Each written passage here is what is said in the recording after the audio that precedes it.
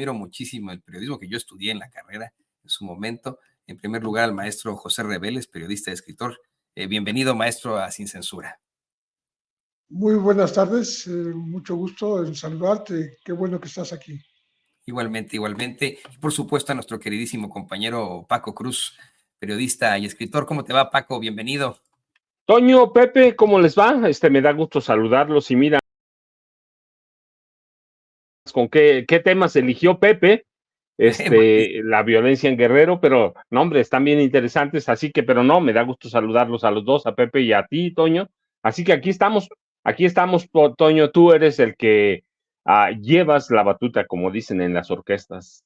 Pues, ¿qué les parece que, querido Paco, maestro José Reveles, vamos con lo que está ocurriendo en estos momentos, que yo creo es una circunstancia, mire, no por demeritarlo, no por hacerlo menos, pero cada que hay elecciones, desafortunadamente en México se presentan estos actos de violencia, pero miren, yo tengo que decirlo así, desde tiempos de la revolución, esa es la realidad. Y no podemos dejar de hablar sobre este asesinato de un aspirante del Partido del Trabajo, el aspirante a la alcaldía de Atoyac. Y con esto, bueno, pues se reporta que son 21 políticos locales asesinados en lo que va del 2024 en el país. ¿Qué nos puede decir de esto, maestro José Reveles? Lo primero que han ocurrido, no nada más este asesinato de Alfredo González Díaz, que era el aspirante del Partido del Trabajo a la alcaldía de Atoyac, allá en Guerrero, sino que en las últimas horas se reportó un asesinato más, que se trata de el ex candidato a la alcaldía de Paso de Ovejas, en Veracruz, Policarpo Ramírez Coria, cuyo hermano, Abel Ramírez Coria, fue también alcalde de este mismo lugar de Paso de Ovejas. A él lo atacaron allí en Cardel, municipio de la Antigua, y lo llevaron a un hospital y murió. No es cualquier persona, es primo del actual dirigente estatal del PRI, que es Adolfo Ramírez Arana, y decía yo, hermano del exalcalde de ahí de Paso de Ovejas. Entonces estamos hablando, como tú dices, cada que hay elecciones se incrementa este tipo de agresiones, porque lo que estamos viendo en una interpretación más reciente de este tipo de ataques es que hay quienes quieren influir o aprovechan el clima para tratar de influir en las elecciones, en la ciudadanía que va a ir, pues primero para infundir miedo, pero también para darse el lujo de poner o quitar a candidatos que se apuntan para el 2 de junio, por ejemplo, para este próximo 2 de junio, y pueden decir, sobre todo los caciques locales, antes de llamarlo delincuencia organizada, que ya son delincuencia organizada, pero digamos que desde que lo hacían los caciques locales, pues dicen, no me gusta fulano de tal, y mi veto, mi prohibición, mi oposición a esa candidatura es que se retire. O sea, que no contienda, que se arrepienta, que se vaya, porque si no se va a morir. Entonces es el plata o plomo aplicado en términos electorales. Esto ya estaba llamando la atención porque en lo que va del año, en efecto, uno de los periódicos que refiere estos asuntos, en contrarréplica, habla de 21 ejecutados en 2024, en 2 meses. Es muchísimo, ¿no?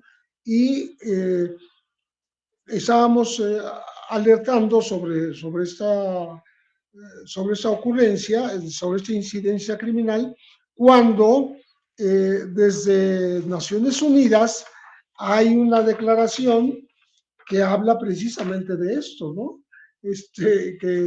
Que se da en el fin de semana, diciendo que México debe tener más cuidado con en la, pues en la vigilancia, en la protección, en las medidas de seguridad para, para los candidatos, ¿no? El Universal titula, dice, violencia en campañas prende focos rojos en Naciones Unidas. O sea, es la principal del Universal.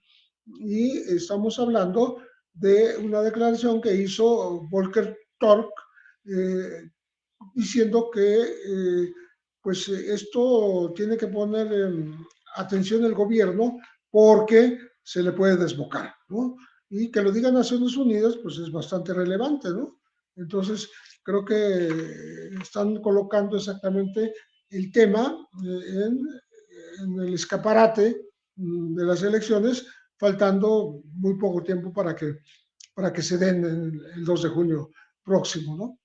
Bastante competidas, digo, porque estamos hablando de una elección en donde hay un padrón de 97 millones de posibles votantes, ¿no? Para elegir más de 20,000 cargos federales, incluido el de la presidencia de la República, los 500 diputados federales y los 128 senadores, además de 9 gobiernos estatales. O sea, no es una elección irrelevante y por eso creo que sí merece que se le ponga el ojo y que quienes están encargados de la seguridad de los candidatos, como en la Secretaría de Seguridad Pública Federal, bueno, que es Seguridad Pública Ciudadana, y la Guardia Nacional, el Ejército y la Marina, pues atiendan las solicitudes que ya empiezan a hacer algunos candidatos. Y la verdad es que hoy vemos en los medios de comunicación corporativos que llevan el tema algunos en nado sincronizado. Efectivamente, maestro José Reveles, querido Paco Cruz y querido público consentidor, el tema lo lleva hoy el Universal en primera plana. Si no me equivoco, también lo trae el Financiero, lo lleva también ahí entre sus planteamientos. Pues vamos, esto que pide la ONU lo trae el periódico Crónica, también lo estamos viendo ahí en Crónica. No lo trae más que, estoy viendo si lo trae algún otro de estos medios, y le pido al equipo que nos grabe para preguntarte a ti, Paco, pues, cómo es que están utilizando esto en medio de esta campaña de guerra sucia en contra de López Obrador. Yo quiero insistir, me parece que cada que hay elecciones grandes, se meten los organismos mundiales a decir, oigan, en México pues hay actos de violencia. Yo recuerdo, y a lo mejor me estoy equivocando, pero recuerdo que en la elección de 2018 también desafortunadamente se suscitaron una serie de asesinatos a políticos. También hubo la expresión ahí de Naciones Unidas, de grupos de derechos humanos a nivel mundial para denunciar este caso. No quiero que esto se llegue a una circunstancia en la que digamos, bueno, pues es algo típico. No debería de ser típico. Sin embargo, me queda más que claro que está siendo utilizado por esos medios de comunicación, como ya lo ponía don David, como el Universal, como Crónica, como el Financiero, para el golpeteo, para aportarle a esa guerra sucia que pide nada más y nada menos que alguien como Jorge Castañeda sea completamente abierta, no solo en contra de López Obrador, sino de Claudia Sheinbaum. Mira, Toño, Pepe, el problema es que de pronto parece que somos de memoria muy corta. Y que nos olvidamos todo lo que implica el estado de Guerrero. Es que vivir en Guerrero no ahora, hace décadas, es como vivir en el infierno.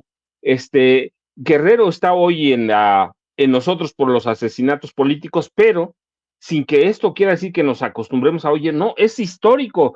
Mira, podemos decir, por ejemplo, en épocas modernas, a partir de 1960, los guerrerenses han sido sometidos, hoy no sabemos si los mató el narco, que es lo más fácil decir, o si fueron los caciques del estado. Desde los 60 son los guerrerenses y las clases políticas, hay una especie de persecución, represión, intimidación, violencia de estado, crímenes de lesa humanidad, orquestados por una sucesión de gobernadores infames, sí, con el visto bueno, hasta el gobierno de Enrique Peña Nieto, del presidente de la República, sí, mira, esto no es un señalamiento derivado de una casualidad o de que brota el tema, no, es un tema histórico que debemos ver en Guerrero. Guerrero es uno de los estados con mayor pobreza en este país, Guerrero, Chiapas, Oaxaca, y controlado por una serie de caciques, así que no son eventos impredecibles. Lo achacamos al narco y nos olvidamos de todo. Nos olvidamos de todo, pero mira, solo habría que ver los gobiernos, por ejemplo, de Rubén Figueroa entre 75 y 80, el de José Francisco Ruiz Macié, ¿sí? En el que ya se presenta como tal el narcotráfico entre 87 y 93. Yo no lo digo al azar, mira, en uno de los libros que tengo, que se llama Los Juniors del Poder, hablo justamente del gobierno de José Francisco Ruiz Macié y cómo él negoció con el narcotráfico. Rubén Figueroa, que negoció con el narcotráfico, con los militares, con todo, y hay crímenes salvajísimos. Luego el hijo Rubén Figueroa Alcocer, que termina en 96, pero luego nos brincamos al 2005, cuando en el gobierno de Seferino Torreblanca Galindo negocian, él permite que negocie García Luna con los Beltrán Leiva, le permite que tome la plaza de Acapulco y se extiende una violencia gravísima que se suma a esta violencia de caciques, de viejos políticos que controlan el estado de Guerrero, es decir, y que se nota de pronto en elecciones. ¿Por qué? Pues porque se suma a la guerra sucia, y tenemos que recordar que Héctor Astudillo Flores, el último gobernador del PRI, o por lo menos hasta el 21 hasta octubre de 2021, permitía que el narcotráfico actuara libremente en todo el estado, no solo en Tierra Caliente, no solo en municipios como Atoyac, todo Guerrero va. Así que tenemos una violencia combinada, caciquil política, caciquil de grandes, de los grandes comerciantes de Guerrero, con la violencia política que se permite a partir de 2000, violencia de narcotráfico, que se permite a partir de 2005 en el gobierno de Seferino Torreblanca. Y yo te decía, sí, hay que ver, Guerrero es un caldo de cultivo y en un año y medio, 2 años, no van a acabar con esa violencia. Todo mundo sabe que Héctor Astudillo, que terminó en octubre de 2021 el gobierno, permitía el accionar de la familia michoacana, pero que opera ahí desde los 80, y en Tierra Caliente. Todo mundo sabe que el PRD controla grupos del crimen organizado en Tierra Caliente. Esa entrevista que le dio uno de los capos el ardillo, mayor, no el papá, pero el ardillo que controla el crimen organizado, ellos saben que lo controla el PRD, no es una casualidad esa entrevista con Loret de Mola. Así que, y en época electoral, pues la violencia se dispara y se utiliza para golpear a López Obrador, pero Guerrero es un estado violento. Hay que ver ahí nada más cómo operó la guerra sucia, todo, pero un estado que hay que cuidar mucho, hay que invertirle, hay que meterle muchos recursos. Hoy hablamos de él, hoy por las elecciones, hace poco por el huracán Otis, pero Guerrero es un estado violento, no te digo de ahora. Si de pronto vemos las estadísticas nuevas, decimos, no, pues sí, es un estado hoy violento. No, hombre, viene desde antes de los 60, porque lo tengo documentado a partir de 1920 y tantos, 27, 28, 29, cuando opera la primera carretera federal a Acapulco, pero un estado violento históricamente, y nadie nunca se preocupó por meterle algo para el desarrollo de Guerrero. No hay industria, no hay nada. ¿Qué esperamos? Pues ahora que aprovechen esto, que aprovechen políticamente esto para golpear a López Obrador, pero no lo sacamos de contexto, decimos sí, pero no, hay que meterlo en todo este contexto que yo les explicaba. Es una violencia histórica, una violencia con la que muy difícil se va a acabar, incluso en el sexenio de Evelyn Salgado, Toño y Pepe. Sí, qué bueno que mencionas de la parte ya en lo general de Guerrero. Le voy a pedir al equipo que nos grabe para también escuchar al maestro José Reveles sobre lo que ocurre directamente ahí en Guerrero. Efectivamente mataron al ex suegro de la gobernadora Evelyn Salgado. Hoy, si no me equivoco, también ahí en el periódico El Universal traen una columna sobre los supuestos las supuestas relaciones de sangre, ¿no? Haciéndolo todo muy amarillista. Déjame ver si es si lo traían ayer. Me parece que fue ayer, les ofrezco disculpas. Fue ayer cuando sacaron esto de las relaciones de sangre ahí que existen en Guerrero, para citar el asesinato del ex suegro de Evelyn Salgado. Efectivamente es un estado que no solamente se ha enfrentado históricamente a la desigualdad, sino ahora pues esa inseguridad, como menciona Paco Cruz.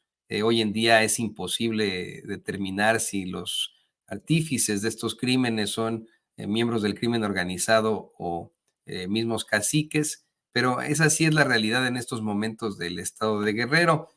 Así me quiero comentarle, maestro José Reveles, que la Comisión Nacional de Derechos Humanos también se metió al proceso electoral al identificar ya 81 actos de violencia política en este monitoreo que hace la misma ombudswoman Rosario Piedra Ibarra.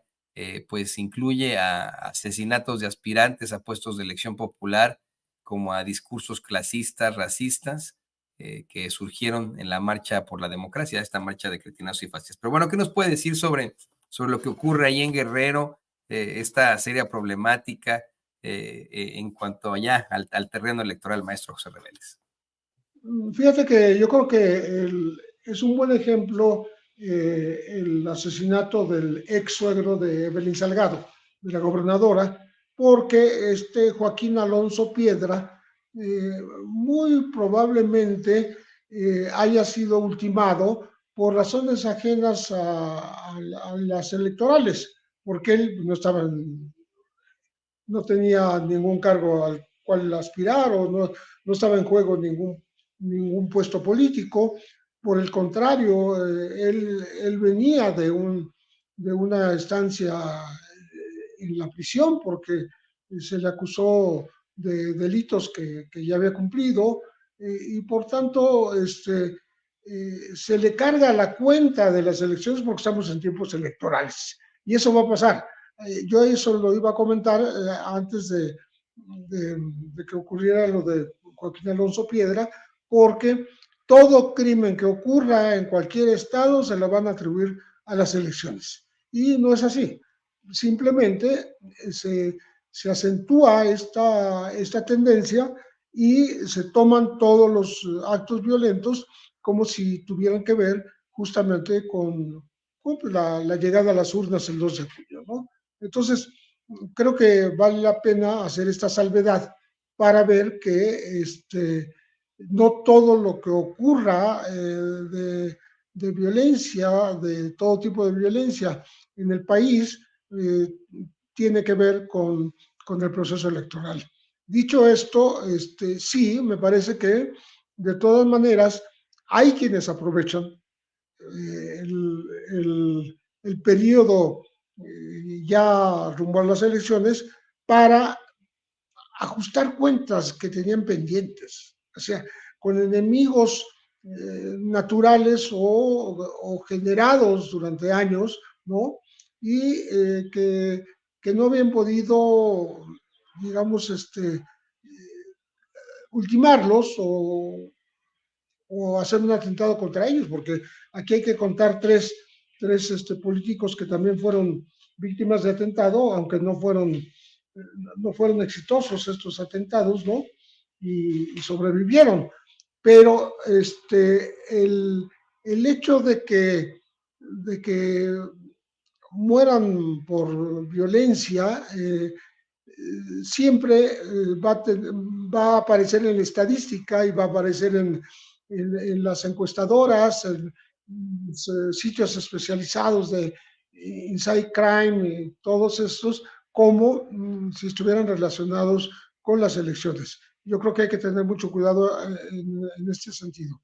Entonces, dicho esto, me parece que hay, como dice Paco, una historia muy antigua de violencia, de introducción de grupos de la delincuencia organizada en el estado de Guerrero, particularmente muy particularmente, a partir de que la tomaron los Beltrán Leiva, como él lo recuerda. Los Beltrán Leiva llegaron ahí pasadito los años 2000 y se hicieron de la plaza, y cuando se dividen del cártel de Sinaloa, porque ellos se quedaron con esta parte de la geografía mexicana, que también incluye parte de Morelos, parte de la Ciudad de México. Cuando se quedaron con este dominio delincuencial, rompieron con el cártel de Sinaloa. Eso ocurrió en 2008. Y entonces las confrontaciones posteriores lo que hicieron fue que se dispersaran, se atomizaran, se balcanizaran, como se dice ahora, los grupos delincuenciales de los Beltrán Leiva, y se generaron muchos otros, los Ardillos, la Barredora, el cártel independiente de Acapulco, los Rojos, los Guerreros Unidos, que tuvieron que ver con la desaparición de los normalistas de Ayotzinapa, etc. Todos esos grupos derivan de los Beltrán Leiva. Son divisiones de este grupo original y se disputan con mucha violencia el predominio en esta plaza, que es una plaza muy productiva para ellos. Muy productiva por varias razones, porque es paso del tráfico de todo tipo de drogas, pero también porque en su territorio hay cientos de laboratorios de drogas sintéticas como las metanfetaminas. Es una zona de más de 45,000 hectáreas de amapola, de opiáceos, lo que hace a México el segundo país productor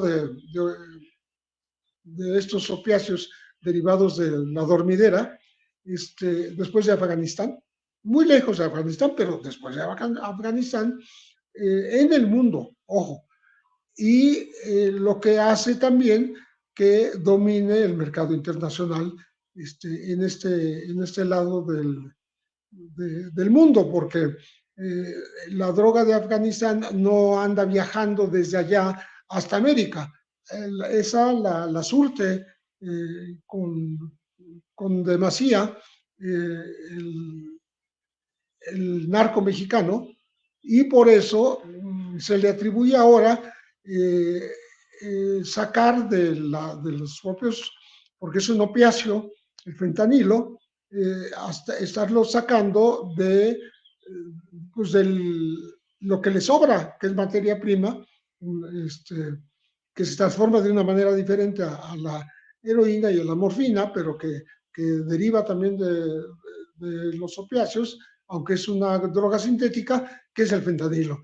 Entonces, ¿qué ha pasado? Lejos de disminuir, lejos de aminorar el tráfico de drogas en México, se ha incrementado. Incrementarse implica también el crecimiento de la violencia, porque la forma de dominio de los grupos delincuenciales es la toma de plazas, ¿no? El dominio territorial que ellos tratan de extender en la geografía del país. Y en eso están en disputa principalmente Cártel de Sinaloa y Cártel Jalisco Nueva Generación. Ambos ya señalados por Estados Unidos como cuyos líderes van a ser buscados para ser encarcelados o liquidados según esta promesa que también es de campaña, ¿no? en los Estados Unidos, porque en el caso de Sinaloa, pues están hablando de un líder que es Ismael El Mayo Zambada García, que nunca ha sido capturado en 40 años. Entonces difícilmente van a poder cumplir esa promesa, ¿no? Y pues, enseguida tienen a los Chapitos, nada más está Ovidio detenido en una cárcel de Estados Unidos, pero faltan otros, faltan Iván Archibaldo, falta Jesús Alfredo, falta Joaquín, y falta sobre todo el líder del cártel Jalisco Nueva Generación, el Mencho, Nemesio Ceguera Cervantes. Entonces, hay mucho camino por recorrer en el combate a las drogas y aunque no se percibe a primera vista, Estados Unidos también tiene una política muy cambiante con respecto de las drogas. En ocasiones las ataca con todo el furor del mundo, ahora está en campaña contra el fentanilo porque le está matando mucha gente, se habla de más de 100,000 muertos por año por causa de esta droga ultra potente, ultra mortal, ¿no? Pero en otras ocasiones ellos controlan, administran el ingreso de sustancias como la cocaína, como la heroína, como las metanfetaminas, ¿no? Entonces, creo que estamos frente a la pretensión de imponerse los gobiernos de Estados Unidos, sea republicano o demócrata, sobre la voluntad de los gobiernos latinoamericanos y dirigir sus políticas antinarcóticos, ¿no? Que siempre sean según un paradigma punitivo, un ataque armado a los traficantes y no de prevención y no de, digamos, incautación de los capitales, que son los que permiten el crecimiento de estos grupos. Es decir, estamos hablando de Cártel de Sinaloa y Cártel Jalisco Nueva Generación, que tienen 100,000 enviados en todo el mundo que están recibiendo la droga desde aquí, desde Colombia, desde Brasil, desde donde sea, manejados de manera multinacional, que rebasa con mucho las capacidades de un gobierno como el mexicano o el propio estadounidense para frenar ese tráfico. Bueno, todo esto ¿por qué? Porque de ahí derivan muchas otras violencias. Y aunque se quieran atribuir en su momento a la coyuntura electoral, pues ahí están. De hecho, están permanentemente presentes durante las últimas décadas. No, pero a lo mejor, maestro, no podrás buscarse también como ese pretexto, ¿no? El hecho de tener este supuesto combate, pues como pretexto electoral ahora en dos campañas que verdaderamente lo necesitan. De hecho, le pido al equipo que nos grabe para preguntarte esto a ti, Paco. En estos momentos, el presidente Biden se enfrenta a una caída estrepitosa. Se dio cuenta la semana pasada, ahí en Michigan, en la primaria de Michigan, que pues la gente ya no lo está siguiendo tanto debido al apoyo de Estados Unidos al genocidio en la franja de Gaza. Hoy es Super Tuesday, ¿no? Hoy es Super Martes, hoy se deciden las primarias en 15 estados. Y de alguna otra forma, ambos candidatos, tanto Donald Trump como el presidente Biden, han estado intentando eludir el tema del genocidio cometido a manos del Estado de Israel en la franja de Gaza, utilizando temas migratorios, de inseguridad que tienen que ver con México, utilizándonos como moneda de cambio, en esto que comenta el maestro José Reveles en cuanto a la seguridad. Yo creo que habrá muchísima participación en lo siguiente al hablar de temas de seguridad, ¿no? Creo que habrá, pues vamos, varios ataques ya directos, y lo quiero decir con todas sus letras, de ambos frentes, del frente de Donald Trump como del frente del presidente Biden hacia la administración del presidente López Obrador en materia de inseguridad debido a lo que quieren ellos ganar con sus votantes, o no. Ambos tienen de alguna otra forma una muy buena relación con el presidente López Obrador, ambos han establecido pues estos intercambios en los que el presidente no los ataca con ciertas cosas, pero ellos no mencionan otras. ¿Qué opinas de esto, Paco? Mira, Toño, yo estoy convencido, lo hemos dicho sin censura, México va a quedar atrapado entre dos candidatos que necesitan posicionarse muy bien. Yo no tengo duda que hoy, en este supermartes, tienes tu razón, yo no tengo duda que hoy prácticamente Donald Trump va a amarrar su candidatura, y también Biden va, que no hay otra persona más, y veo a un Trump que va a salir agresivo, violento en el lenguaje verbal. Es un hombre que tiene una clase media blanca ya muy pegada a él, incluso hay latinos también, hispanos, como quieran llamarle, que lo siguen. Es un hombre que sabe que tiene que ser agresivo, aguerrido, violento, discursivamente hablando, tiene que encontrar una narrativa que ya la tiene. Y su narrativa son los migrantes, por aquello de limpiar la sangre blanca de Estados Unidos. Tiene gobernadores que lo apoyan en esa política y en esa narrativa, como Greg Abbott, el tejano, Ron DeSantis de la Florida. Es decir, va a quedar atrapado en este personaje, pero también en Biden, que va a tener que recurrir a alguna narrativa antiinmigrante, contra los narcos, para treparse en, en ese discurso que lo ayude a posicionarse en las encuestas, que lo ayude muy bien, que lo haga por lo menos competitivo frente a Donald Trump. Yo no veo en este momento a Biden, no solo por el genocidio, que es importantísimo, en Palestina, más de 30,000 muertos, no solo, sino porque por la guerra de Ucrania, que son cuestiones que le dejan, si no le dejan muchos adeptos, le dejan mucho a la economía de Estados Unidos. Entonces no se va a retirar de eso, pero tiene que encontrar otros temas. Y el tema, ¿quiénes son? Los migrantes y las drogas. Entonces Biden va a tener que acogerse a algo, no va a terminar con el apoyo a Israel, definitivamente no lo va a terminar. Los judíos son dueños de mucho capital en el mundo, no solo en Estados Unidos, y Ucrania ha hecho que la industria armamentista sostenga en este momento. El año pasado, más de 50,000 millones de dólares ganaron las principales empresas o firmas, fábricas de la industria bélica. Entonces lo va a sostener, pero ¿qué necesita entonces Biden para enfrentar a un rival como Donald Trump? Treparse a los mismos temas. México va a ser una piñata de los dos, nos guste o no. Vamos a hacer la piñata, vamos a hacer el blanco de dos personajes que necesitan y quieren treparse y que tienen de aquí hasta noviembre para darnos con lo que sea. Uno nos va a invadir, el otro nos va a imponer políticas, uno nos va a invadir, Donald Trump, ya lo ha dicho él, va a poner en marcha las mayores campañas de expulsión de migrantes, va a poner, él lo ha dicho, campos de concentración gigantes. Así que, ¿qué va a ser? Lo mismo. Se van a montar a la política narrativa, pero no van a combatir el narcotráfico.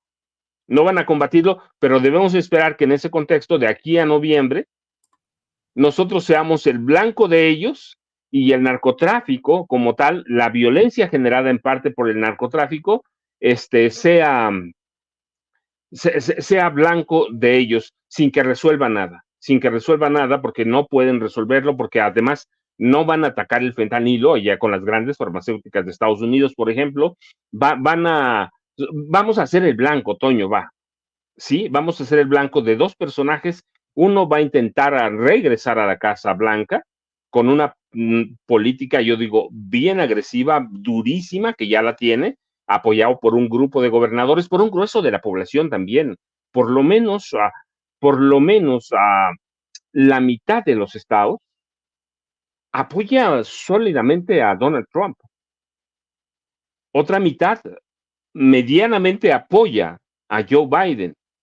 Entonces, ¿qué van a hacer? Pues treparse en algo. ¿Y qué es? Nosotros, el narcotráfico, la violencia, sea o no producto del narcotráfico, sea no producto electoral, se van a trepar en esa bandera, Toño. Así que tenemos que esperar que dos candidatos, yo digo, hoy prácticamente van a amarrar, se juegan como 1,200 delegados cada uno, más 200 y tantos que tiene cada uno, hoy amarran su candidatura, aunque la definan un poco después, y lo que podemos esperar es que seamos blanco de ataques por la violencia, sea o no del narco, sea o no electoral, y por los migrantes. Entonces, y adentro tenemos que esperar lo mismo, y eso lo van a aprovechar pues periodistas mexicanos que por años ignoraron, habíamos empezado hablando de Guerrero, lo van a aprovechar periodistas y una prensa que hace décadas puso en marcha una estrategia de desinformación, aliándose con quién, con los gobiernos en turno, PRI, PAN, entonces, ¿qué tenemos que esperar, Toño? Pues lo mismo de Estados Unidos como internamente, que esto que estamos viviendo hoy apenas empieza y que nos preparemos para una guerra sucia en serio, Toño. Y fíjense, querido Paco, maestro José Reveles, querido público consentido, este fin de semana que fui a la compra, me encontré a mi vecina en el Aldi, ¿no? Que es una tienda, ustedes lo saben perfectamente, de muy bajo costo. No estoy haciéndole propaganda, ¿no? Aquí no nos paga Aldi ni nada, pero me decía que ahora que es más que claro que va a ganar Trump, que si haya, cómo ve que ellas con su familia se vayan a vivir a México, que tienen muchas ganas de irse a vivir a México. Imagínense, ¿no? O sea, me dijo, ¿cómo ves? ¿No nos odiarán los mexicanos de que nos vayamos allá ahora que pues gane Trump en Estados Unidos y se regrese este sentimiento de gente antiinmigrante y gente antimexicana que está con Trump? Le dije, no, al contrario, hay mucha gente que está yendo a vivir allá a México, especialmente en la Ciudad de México y a Oaxaca.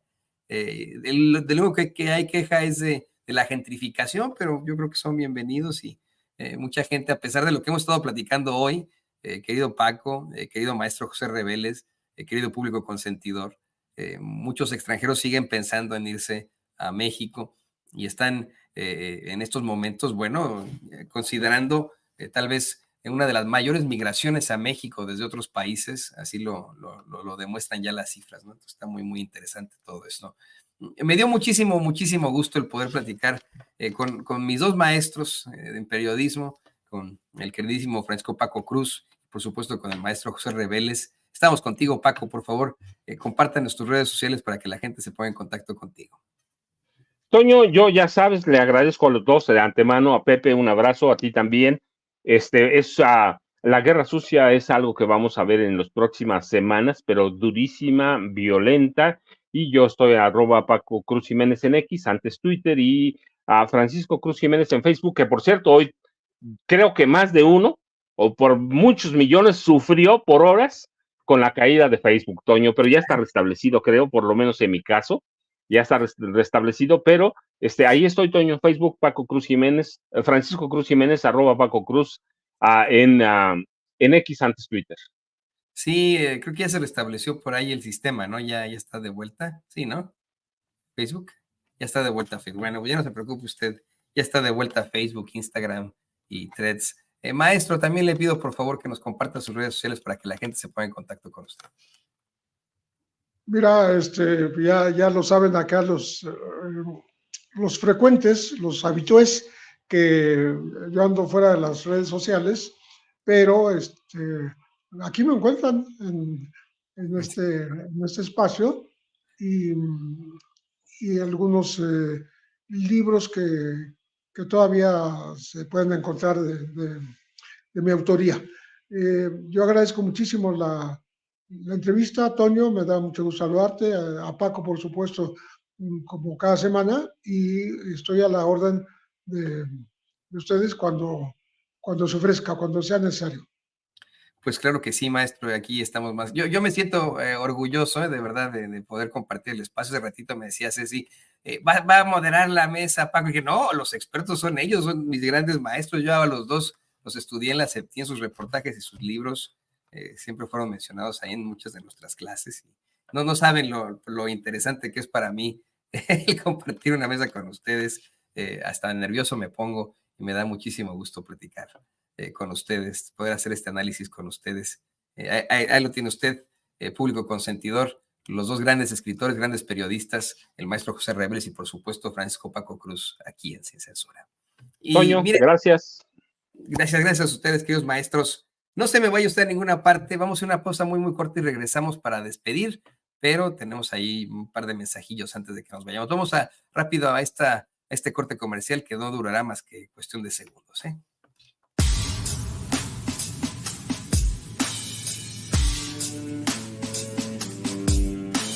¿Sabía usted que hay abogados que le explican sus opciones antes de que usted pague un centavo? Visite las oficinas de Asociados de México, donde bajo la asesoría de la abogada Lourdes Monteagudo se evaluarán sus inquietudes y se determinará de la manera más rápida y económica de resolver sus asuntos migratorios, divorcios, todo tipo de accidentes, tráfico y otras inquietudes que le quitan el sueño. En español, en familia y completamente gratis. Llame para una cita al 773-847-6465 o visítelos en el 1837 al oeste de la Cermak Road en Chicago.